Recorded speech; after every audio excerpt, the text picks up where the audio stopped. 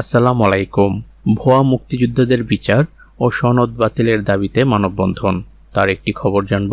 তবে আপনি যদি যুদ্ধের জীবন চ্যানেলে নতুন থাকেন, চ্যানেলটি অবশ্যই সাবস্ক্রাইব করবেন, পাশেই থাকবেন। টাঙ্গাইলের গালা গ্রামের মুক্তিযোদ্ধাদের বিচার ও সনদ বাতিলের দাবিতে মানববন্ধন ও প্রতিবাদ কর্মসূচি পালন করা হয়েছে।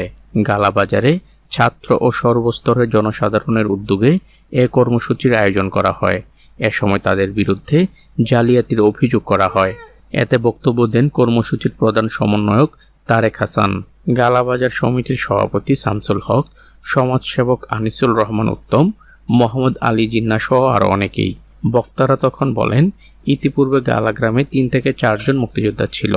বিগত সরকারের আমলে অন্তত 18 জন মুক্তিযোদ্ধা রয়েছে বলে অভিযোগ রয়েছে। অন্তর্বর্তীকালীন সরকারের কাছে আবেদন, তদন্ত সাপেক্ষে দেশের সব ভুয়া মুক্তিযোদ্ধাদের সনদ বাতিল সহ তাদের আইনের আওতায় আনতে হবে, দিতে হবে তাদের শাস্তিও। তো আজ এ পর্যন্তই, দেখা হবে অন্য এক নতুন ভিডিওতে। ততক্ষণ পর্যন্ত সবাই ভালো থাকবেন, সুস্থ থাকবেন। আল্লাহ হাফেজ।